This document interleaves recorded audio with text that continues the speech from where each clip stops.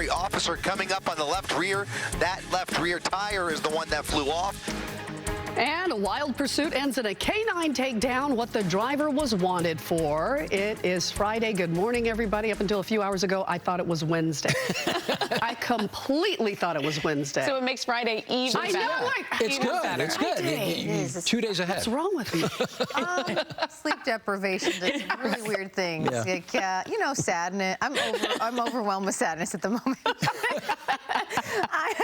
Delirious, at least. Good morning, Live Mega Doppler 7000 HD. It is going to be a windy day today. We are looking at some cold weather, 64 degrees out in downtown Los Angeles, inland Orange County, 60, inland Empire Valley communities. We're going to make it up to about 62 degrees. I mean, yes, we are talking about some sunshine coming through on your Friday and no rainfall. So happy weekend. We made it to the weekend, and it is going to be a really pretty one. The beach is back to about 60, so I hope you get to enjoy your day. Over into areas of the mountains, 37, and the high deserts, 52 degrees. And yes, the winds are going, and they're going pretty well in some areas here this morning. We'll talk about a frost advisory in a little bit. Scott Rafe in Air 7 HD.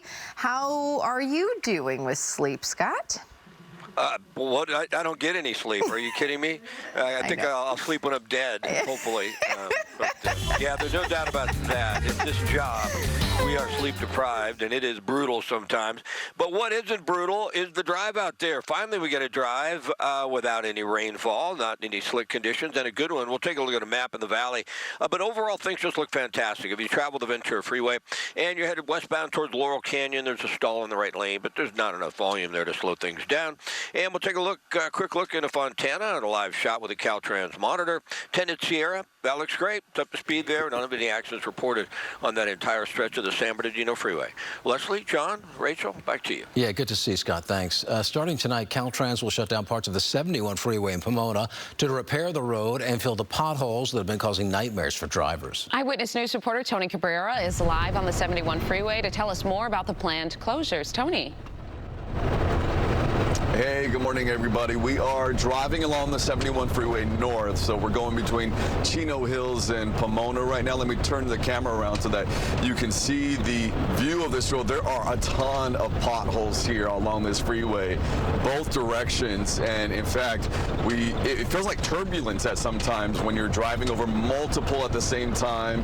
And my driver here, photographer Edgar, he's telling me that he has to hold on to with both 8 and Drive in Chino Hills to Mission Boulevard in Pomona.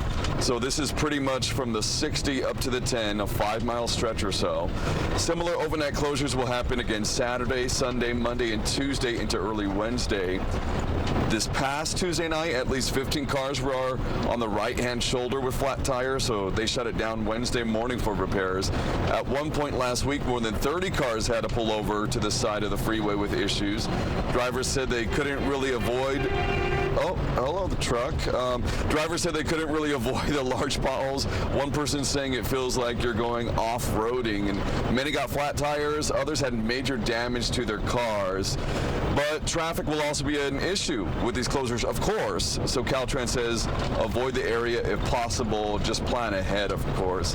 Now, back out here, you're taking a look. Notice both sides of the freeway here have those K-rails. They're so close. There's no shoulder really in most parts of the north and southbound lanes here off of the 71 freeway. So there's construction on top of the potholes, and so it just causes it's nerve-wracking because you're really close to those edges, and when you go over those potholes, it kind of forces you in one direction or the other. So that's why Edgar's telling us, hold on to both hands and go slower than you normally would.